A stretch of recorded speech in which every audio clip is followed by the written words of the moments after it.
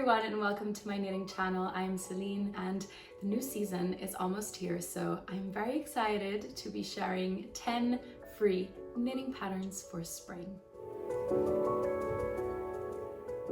I found such beautiful designs. I cannot believe they're all for free. I tried to put together a good variety of different garment types, including sweaters, tops, cardigans, socks, and different accessories. So let's see what I found. When I think of spring, I see cardigans, obviously. The first one I'll be sharing is the Trip to Provence by Drops. It's a light lace cardigan knitted in this peacock wave pattern. It has a round neck with picot edge, sewn in trumpet sleeves, and a double knitted button band. The motif running throughout the body and the side of the sleeve reminds me of the wisteria flower, which obviously blooms in spring.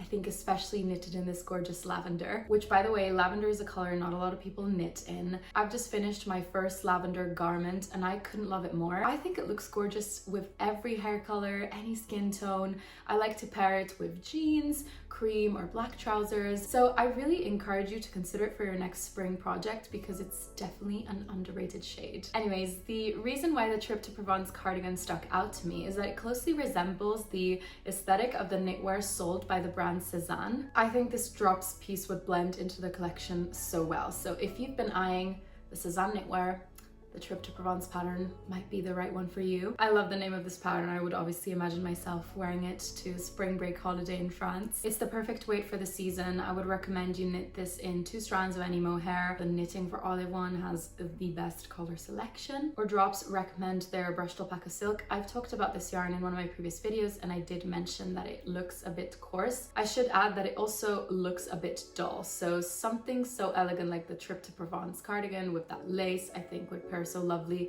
with something a bit shinier and a bit brighter like silk mohair. The body of this cardigan is knitted bottom up, where the front and back pieces are knitted flat separately and then seamed together, and then the sleeves are knitted top down and then seamed onto the body. You then finish off the garment with the picot edge cast off and the double knitted button band. I'll be leaving the links to every single pattern in the description, by the way. Next, I'm showing you a colorwork sweater, which I think the name of it is in Swedish, so with the help of Google Translate, I'll attempt to pronounce it. It's the Sjöbod sweater by Sigrid Blom. Colorwork is more frequently knitted over the winter months, a lot because of how it looks, but also because it creates a thicker fabric with all the floats running on the inside of the garment. However, this sweater only has these thin stripes of colorwork throughout the body, which means that it isn't weighed down by the extra yarn. I love how the fit is quite sporty with that crew neck and that 20cm positive ease, but then the flower design of the colorwork really adds a lot of softness to the overall look. If I were to make my own, I think I'd go for a cream base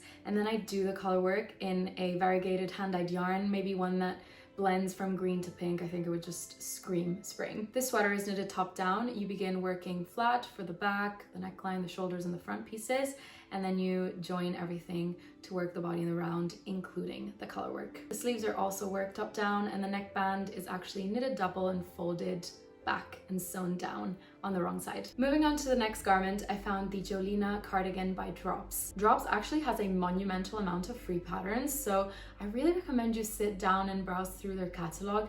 You may find some hidden gems in there. I mean, this is the perfect spring silhouette. Look at how well it flows over her dress.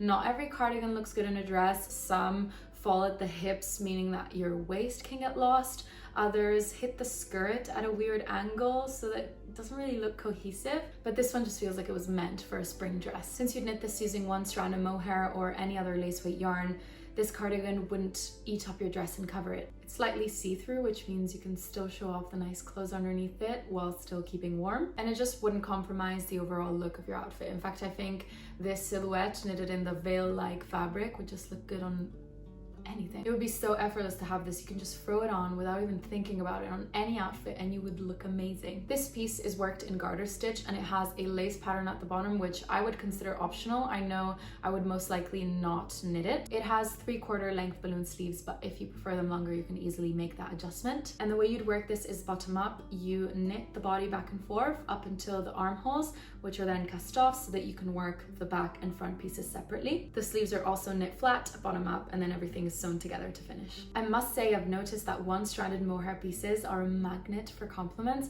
I think because they look really special and exclusive. So the Jolina cardigan is a no-brainer to me. I'm now going to move on to tops. I was browsing on the Novita Knits website and I came across the sandy beach sweater. And I fell in love. It's designed by Sari Nordlund, and look at it. It's so cool but elegant. It's relaxed, but it's bougie looking. It's this beautiful drop sleeve, extra oversized t-shirt. They call it a sweater, but it's a t-shirt. And it has these really cool, thick folded hems. I'm just imagining this with a cream satin maxi skirt or baggy jeans. I just love how it's an elevated basic. It's just one of those pieces that don't require much styling to look amazing. They just do all the work on their own. If I could only knit one garment from this whole list, it would have to be this one because I just love the look of it. This garment is worked in the round from the hem to the armhole, and then the front and back pieces are worked separately. The sleeve stitches are picked up at the armholes and knitted down. The gauge for this is 22 stitches in 10 centimeters or 4 inches.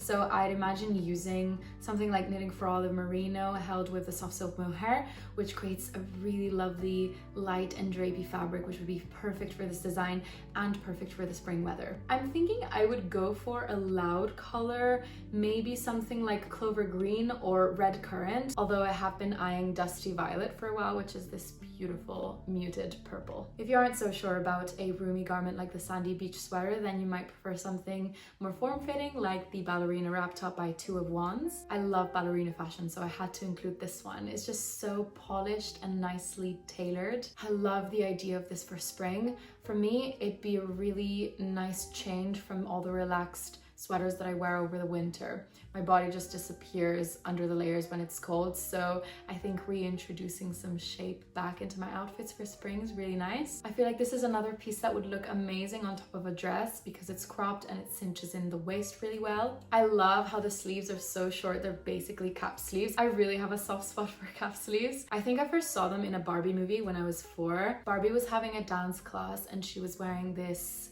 ballet black cap sleeve top, and I just vividly remember thinking, I need a top with cap sleeves. I didn't know they were called that at the time, but you know. Memories aside, this pattern is worked top down with raglan shaping. The yoke and the body are worked flat, and then the sleeves are worked in the round after that. Everything is then finished off with I-cord edging. The ties are obviously I-cord as well. I was really pleased that this design includes 8 sizes, which is really impressive for a free pattern. Moving on to the next garment. Believe it or not, I've never made a shawl before, but perhaps this spring is the time I make my first one. I found the Echo Flower Shawl, which looks like the most fun shawl to make. I just imagine this being such an engaging knit with all the different sections and that lace pattern looking so mesmerizing. I think I'd probably just become obsessed with working it up and seeing it grow. Looking at all the photos on Ravelry, I think something really interesting that I noticed is that the vibe and overall energy of the shawl really changes and depends on what color is picked for the yarn. So for example, this lace motif knitted in a light gray shade would look quite angelic, whereas if you'd use orange, then it'd look quite fizzy and almost edgy. For this reason, I think a lot of different types of people would really enjoy this shawl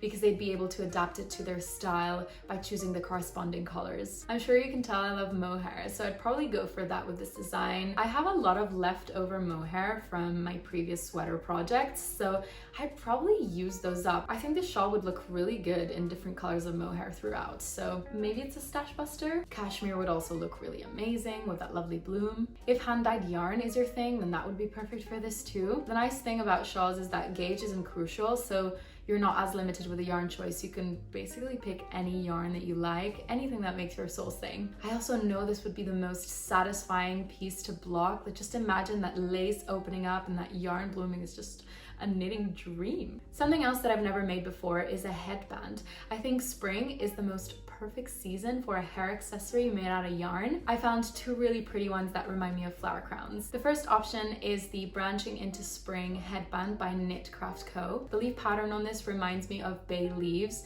and the designer also mentions that the seed stitch on the border intentionally resembles flower buds. It's just that everything is so much prettier when plants and flowers are involved. This one's a great stash buster. It's also perfect for last minute gifting. It's the perfect pattern for a first time lace knitter because it consists of the basic lace techniques. It's knit on 6mm needles, which you can only imagine how quick this would be to work up. Since this accessory would sit really close to your eyes, I was thinking it'd be a great opportunity to pick a shade that enhances your eye color. Looking at complementary colors, if you have brown eyes, electric blue would make your eyes pop like crazy, or if you'd like something more subdued, then an icy blue would be gorgeous. If you have blue eyes, a rusty shade or a burnt orange color would make them look so blue, and I love a purpley plum or violet shade for green eyes. But yes, these are just some ideas, and just thinking about it really makes me want to just go through my yarn stash and make one this evening. As this headband is on the wider side, I thought I'd also include a narrow one,